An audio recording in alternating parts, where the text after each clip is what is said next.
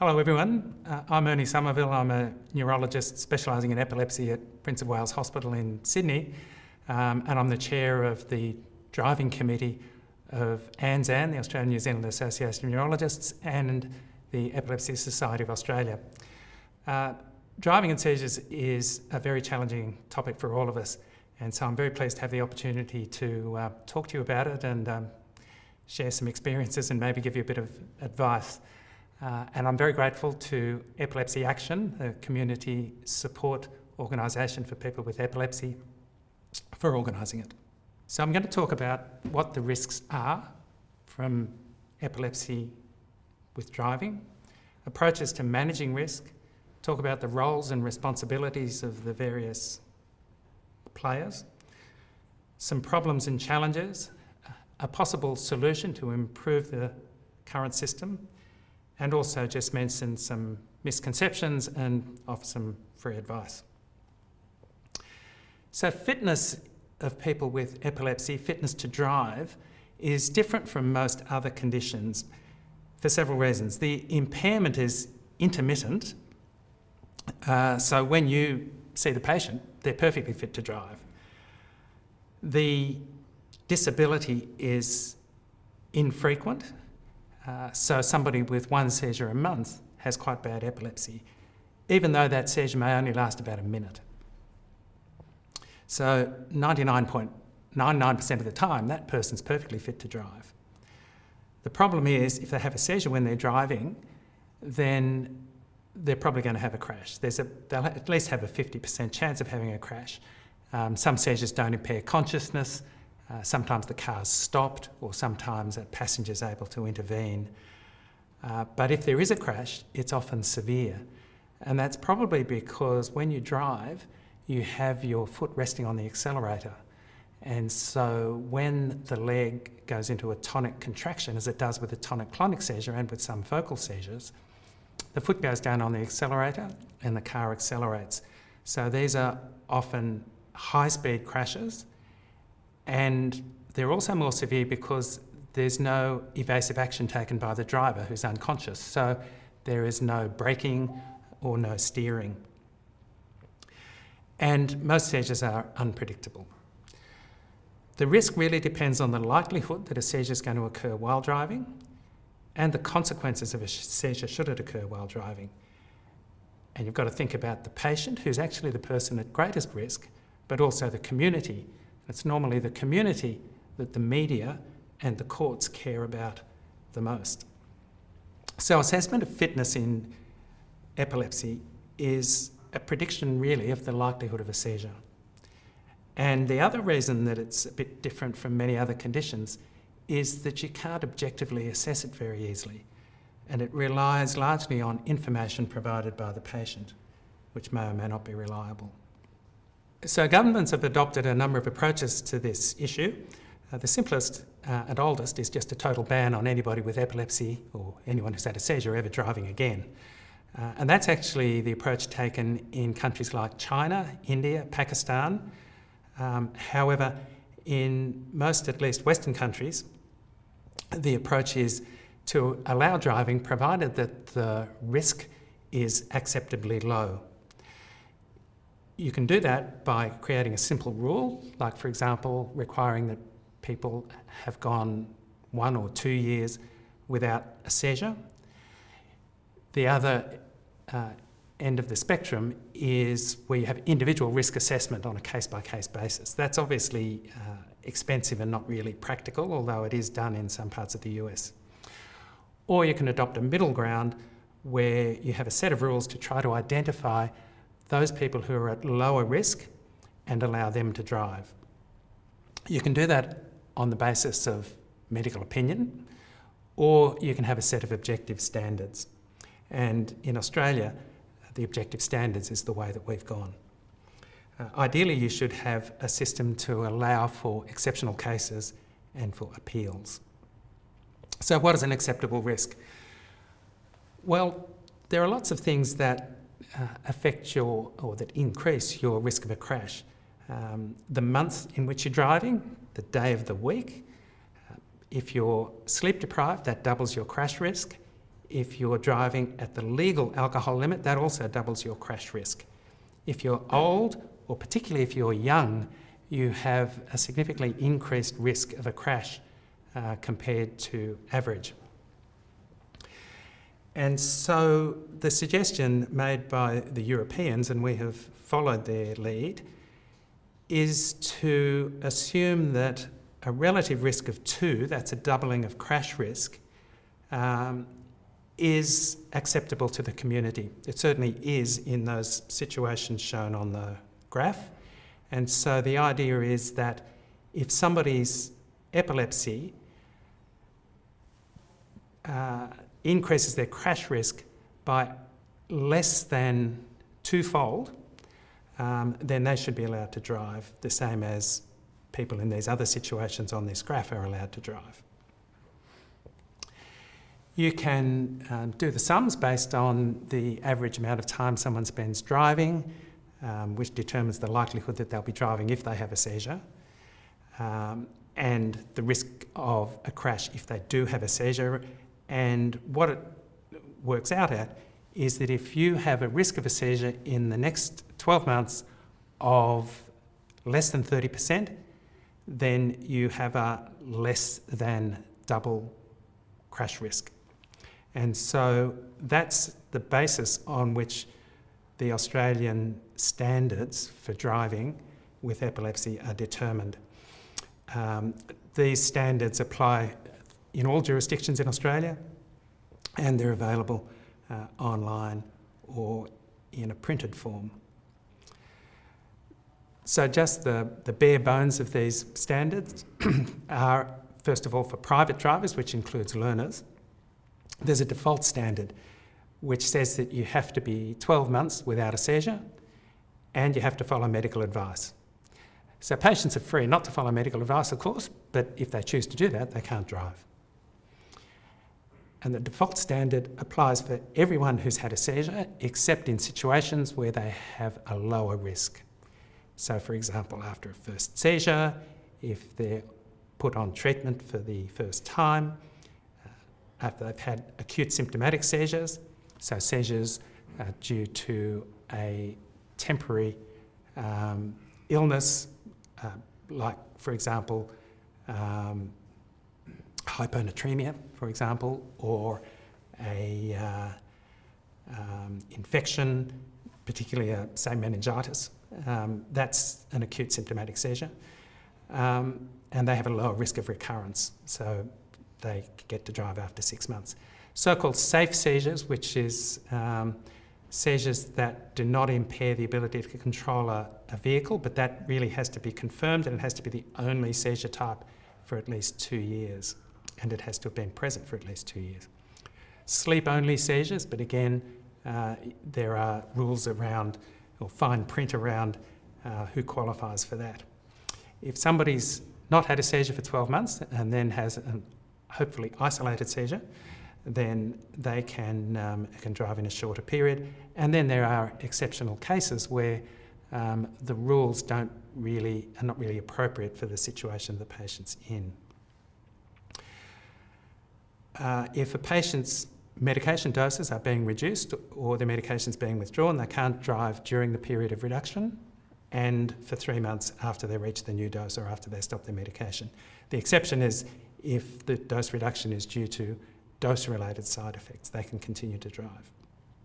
If a seizure causes a crash, then the default period applies. If someone goes for 5 years without a seizure and has been off treatment for a year, then they can get an unconditional driving licence. Commercial driving, the standards are much stricter because commercial drivers spend more time at the wheel, so if they do have a seizure, there's a greater chance that they're actually going to be driving at the time, and because the vehicles are bigger and inherently more dangerous. In Australia, though, the driving time is not really taken into consideration. So couriers, for example, can do that with a private licence. So it's really the vehicle size that counts, and you can drive a vehicle up to 8 tonnes with a private licence. Commercial licences are required by taxi drivers, Uber drivers, bus drivers and drivers of emergency vehicles. So these stricter standards are that a default standard now is 10 years without seizures. They have to have an EEG that's non-epileptiform. With their first application, they don't need to have repeated EEGs. And again, they have to follow medical advice. There are only a couple of situations where there's a discount off the default standard. That's a first seizure, which is 5 years, which effectively ends people's career. Acute symptomatic seizures, which is 1 year, and again, there's an exceptional cases standard. Reduction or withdrawal of medication is not allowed except for dose-related side effects. And again, if a crash results from a seizure, then the default period of 10 years applies. Commercial drivers don't get to have an unconditional licensing unless they've just had a first seizure or acute symptomatic seizures. So a change was made in the last revision of the standards in 2022 around first seizures and acute symptomatic seizures. So these patients now have to report themselves and be on a conditional licence for at least 2 years. The reason for that is that half of first seizures will recur. And so those people have epilepsy and are going to have more seizures, and so it's not a bad idea to keep them under some sort of surveillance. Another change was tightening up around auras. Some patients believe that their consciousness is not impaired and that they're safe to drive during auras, but unfortunately they're often wrong. And so responsiveness has to be tested, and they have to have had no other seizure types for at least 2 years. And the reason for that, and the other aspect of this is patients who have a prolonged aura before their seizure that impairs consciousness. And the argument has been that these people would have time to stop the vehicle and so should be allowed to drive. The problem with that is the evidence suggests that it's not safe. And what can happen, as happened in the photograph here in Darwin, is the person stopped when they had their aura, stopped the vehicle for about 30 seconds, and then went into their convulsive seizure, during which their foot went down on the accelerator and the car was clocked at 135 kilometres an hour before it crashed into another vehicle, killing the occupant and very seriously injuring another person. And the other problem is that the person may stop the car, have the seizure without having a crash, but they're then sitting in the driver's seat in a postictal confused state in their car with the keys in the ignition, which is not a safe situation. Sleep deprivation has also been excluded as an avoidable provoking factor. And the reasons for that is because especially doctors, but also patients, tend to over-blame sleep deprivation for seizures. And there's an optimism there that is probably ill-founded, that all they have to do is avoid sleep deprivation and there won't be any further seizures. And there's actually some evidence against that idea, which comes from the First Seizure Clinic in Perth. Nick Lawn looked at patients who had their first seizure associated with sleep deprivation and looked at the chances that they would have further seizures and found that it was pretty much the same, a little bit less, than those whose seizures were not associated with sleep deprivation. That's first seizures, but probably applies to all seizures. Another problem we sometimes have to deal with is unreliable information.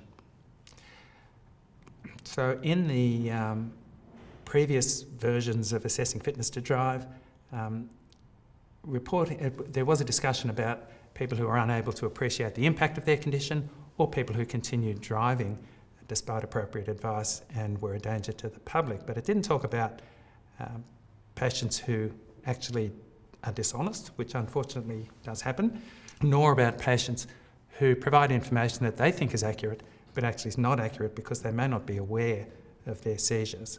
So there's a change into the, which now is current, that if the treating doctor doubts the reliability of the clinical information, then the patient's not fit to drive. So if you're uncertain, it doesn't mean their fitness is uncertain. If you're uncertain, they're unfit.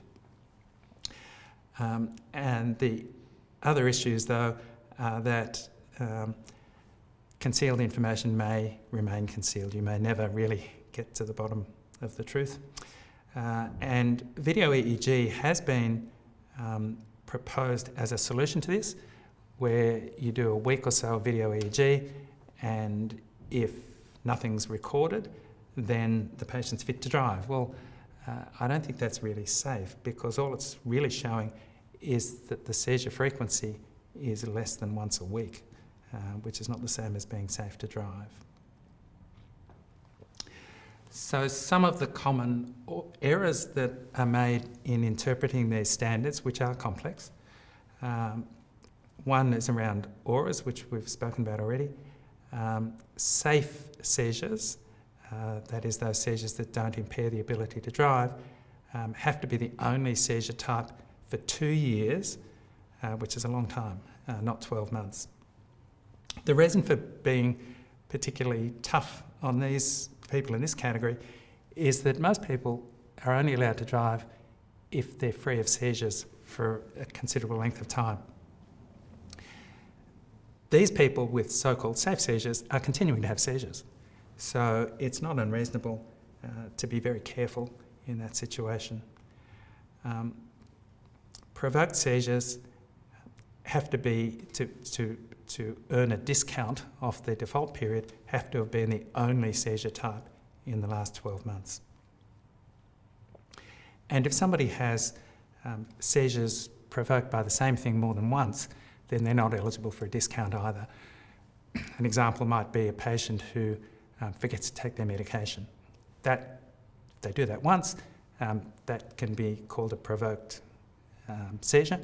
They do that once and have a seizure, that can be called a provoked seizure, and they are eligible for that discount, but not if they've done it repeatedly. And the last is the exceptional cases standard. There are some people, some neurologists particularly, who seem to think that this is really just an appeal mechanism that anyone can use if they want to challenge the decision. And that's really not the situation, or not the intention. The idea of the exceptional cases standard is that if somebody is covered by one of these standards, but you have a reason to think that their risk is lower than others in that group, then it might be reasonable to consider letting them drive. That has to be proposed by a neurologist. So are these rules too complicated? Simple rules are easier to remember, they're less prone to error, they're harder to argue with, but the problem is not everyone has the same risk. And so people who are safe to drive are prevented from driving. With complicated rules, you can allow more people to drive who are safe, but they're prone to error. They're best used by the driver licensing authority rather than an occasional user, which is really the situation now. Most GPs don't have a large number of people with epilepsy. Weaknesses of these standards are that, and this approach, are that seizure risk is not well defined in many situations.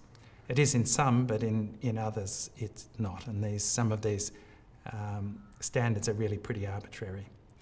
And individual seizure risk varies between clinically similar patients. So where the standards are based on data, that's data concerning groups of patients in a particular situation. It doesn't allow for individual variation. And then individual driving habits vary between patients. So if you halve the amount of driving time, you halve the risk. That's not taken into account at all in the standards, except sort of indirectly with the commercial drivers. And the other weakness is the information is not always accurate. Complex rules, as I said, are often have to be interpreted by people who are not particularly familiar with these complex standards. Now I want to turn to certification. So we've talked about the rules, but now it's who actually assesses whether the person meets those rules or not, and how do we do it. So driving is a sensitive issue for patients. It's considered essential for independence, for employment, it often is essential, and these days for family duties. And this is a survey of Australian patients with epilepsy showing that their greatest concern was driving restrictions. They were more concerned about that than any of these other worries.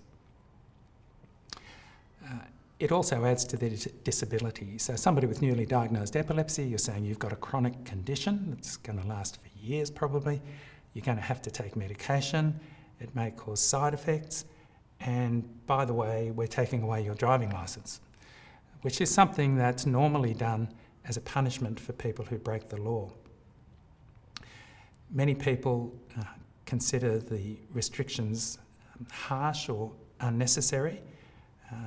And the other serious problem is that doctors are seen by the patient as the decision maker.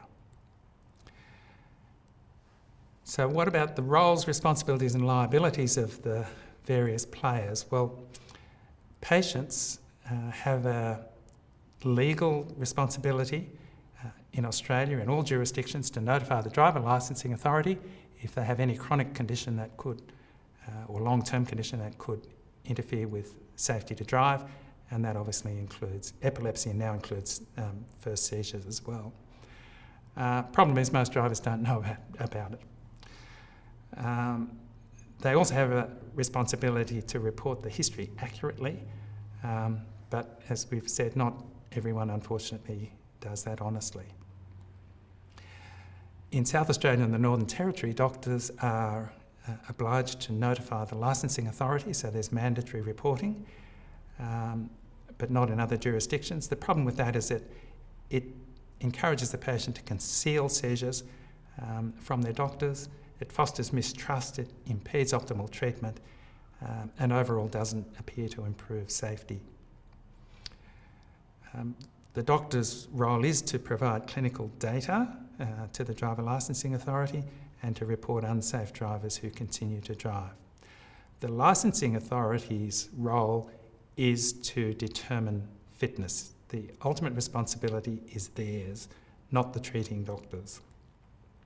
The problem is that licensing authorities imply that it's the doctor's responsibility, and many doctors and patients believe that it is the doctor's responsibility, but in fact it's not.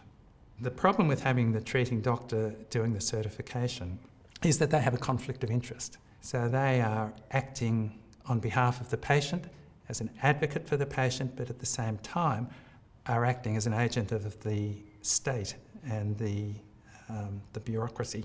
So they have a conflict of interests. They have a relationship with the patient, and it's impossible to be objective in that situation. Licensing decisions can damage the doctor-patient relationship.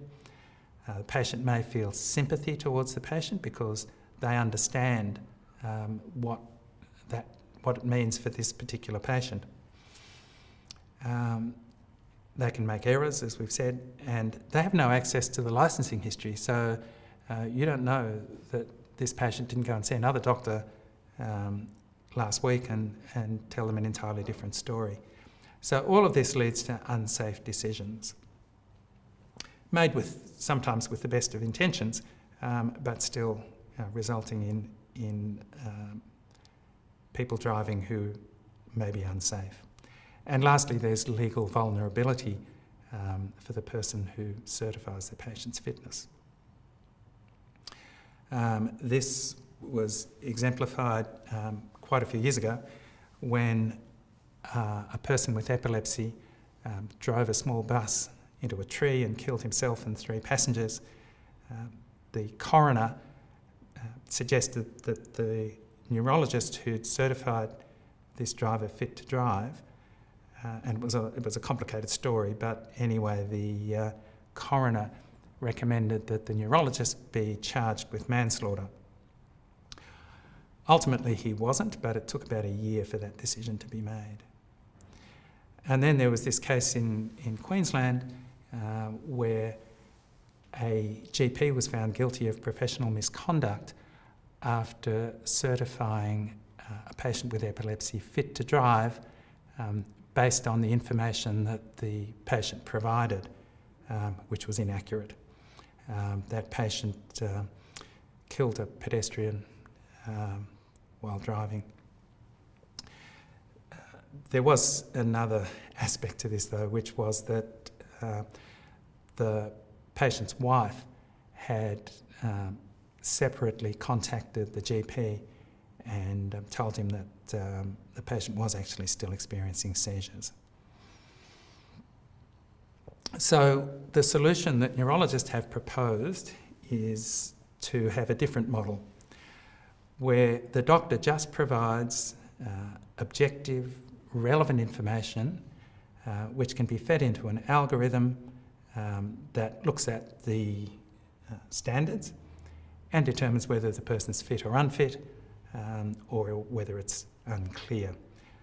We piloted this in Victoria and New South Wales and found that it did work.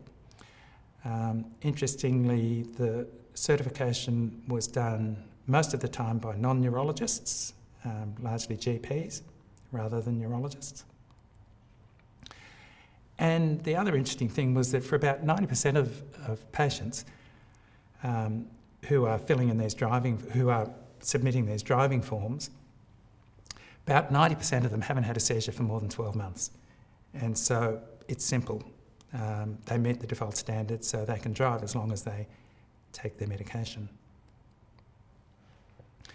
So this is a form which is accepted from neurologists in New South Wales and South Australia, which captures the necessary clinical information to see whether the patient meets the standard or not.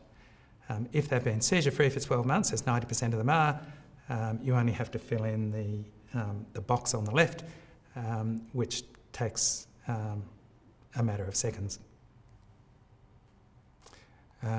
That's the algorithm on the left, and on the right is a digital version of the form. The advantages of a system like this compared to having the doctor certifying patients is that it removes opinion, which is subject to all the problems that I mentioned earlier. And so it reduces the opportunity for lenient or unsafe decisions. It assures consistency with the assessing fitness to drive standards. It gets around the complexity of the standards. And also the basis of the certification is documented and transparent to the driver licensing authority and the patient, which otherwise it may not be. It avoids the conflict of interest and avoids damage to or reduces at least damage to the doctor-patient relationship. And overall it improves safety and it lessens the doctor's legal vulnerability because they're not actually certifying fitness. This hasn't been embraced wholeheartedly, as you can imagine, by driver licensing authorities because it puts more cost onto them and it means that they have to take responsibility. Nevertheless, in New South Wales and South Australia, the authorities will accept the form, at least from neurologists. And we hope in the future that this may become more widely used. Some misconceptions in the current system include these, that doctors may feel that you must assess fitness based on what the patient tells you, like the GP in Queensland. You don't actually have to do that. And with the change in reporting, if you're not sure about the accuracy of the information, then the patient is unfit. Many doctors feel that they have to make a decision regarding fitness. Again, that's not the case. You're under no legal or ethical obligation to do that. And in fact, it could be argued that it's more ethical actually that you pass that decision on rather than doing it yourself. And many doctors, or some doctors at least, seem to have the view that if their patient wants to drive, they should try and make that happen. Isn't it possible? Can't they be considered to have had a provoked seizure, and isn't there some way we can get them back driving because they really need to drive? Well, the more a person needs to drive, possibly the more dangerous they are. I mean, most people if you really need to drive, you're probably driving more than the average person, and you'll have a higher risk. How badly a person needs to drive doesn't make them safer. If they really need to drive, it doesn't mean they're safer. And so that the idea that this person really needs to drive, and so we've got to do everything we can to keep them on the road, ignores safety, which is really what this should be all about. So now for some free advice, I would suggest that you should show sympathy to the patient, but you should remind them that you're not the decision maker. That's the responsibility of the driver licensing authority. And you didn't make the rules. If they're unfair, don't blame me. You can refer the patient to a neurologist and get them to do the dirty work if you want to avoid conflict with the patient. You should certainly not yield to pressure. I learned that very early in my career, and that's a very important point.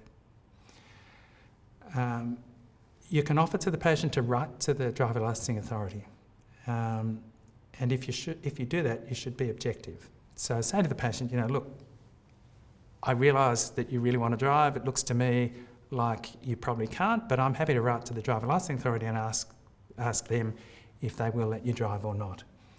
But as I say, when you write that letter, you should be objective rather than expressing an opinion.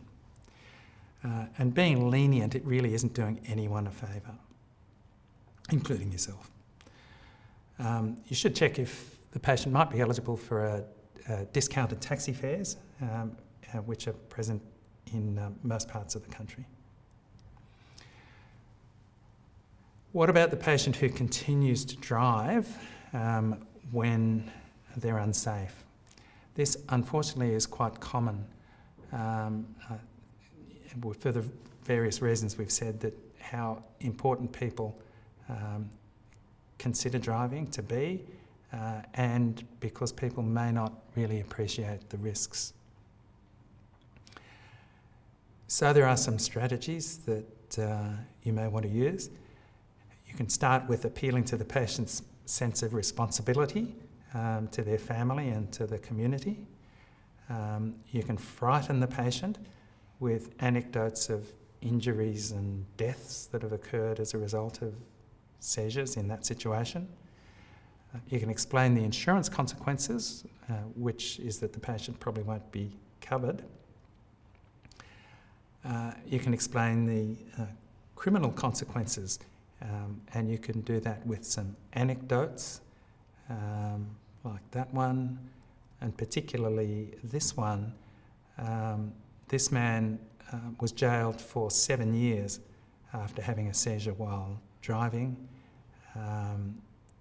and he hadn't disclosed his epilepsy to the driver licensing authority, and he killed a toddler and the toddler's parents. So he went to jail for 7 years.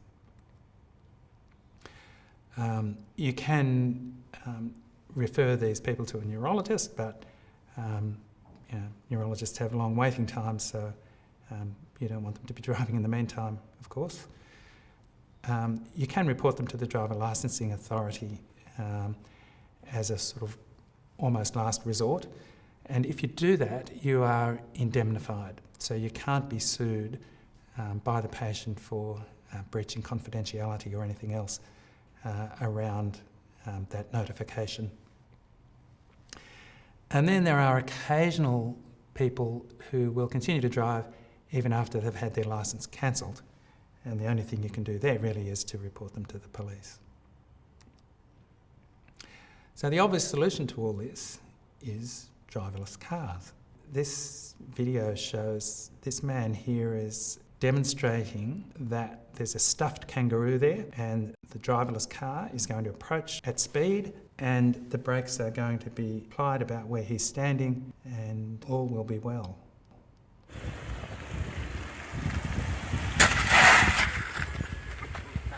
Thank you very much, and thank you again to Epilepsy Action for organising this session.